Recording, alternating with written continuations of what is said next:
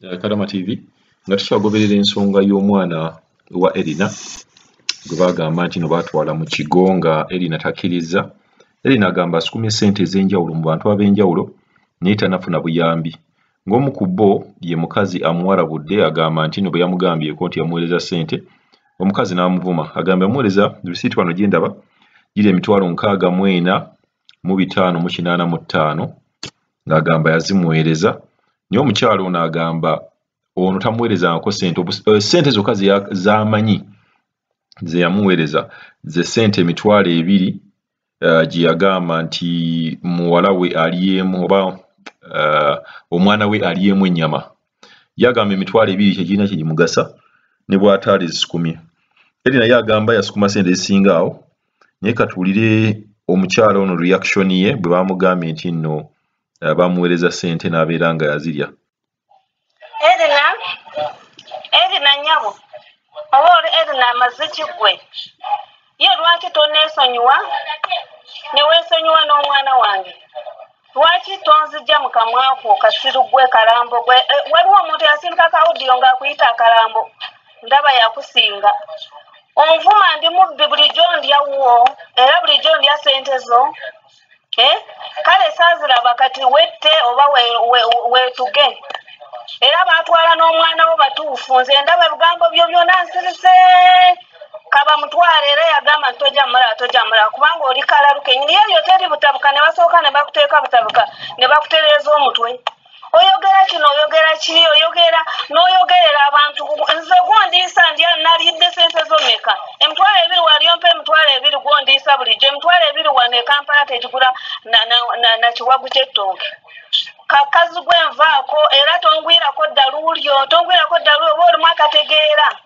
Nkusaba ove ku ssimu yange ataddamu kunsindikira bw'odyo obwo bw'ekisiru nnyoko. Era Reverand Muwonge wagenda okunsindikira ssente eziwo Reverand Muwonge toyina ssimu ye, toyina namba ye. Lwaki tewamugamba n'ozimuweereza olyoke osindikire nze mbumbaweereze? Nzigirako akamanyiiro, nziggyeko akamanyiiro era gw'owalampa tomumanyi. Tomumanyi ze gwewalampa olaba owalampa ono n'owalampa Pulezidenti Museveni atakumanyi, n'owalampa aba Bobi Wine tebakumanyi, n'owalampa abafaaza batakumanyi. Akaana oba bakabba bakabbe naawe totumanyiira totumalako mirembe.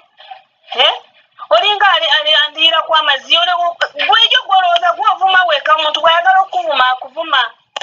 Era omuntu bw'ayagala tolaba nga abantu basirise n'otuleetako akamanyiiro kasuse bwe kati. Kati ssente oba nazirya kati nange nzita.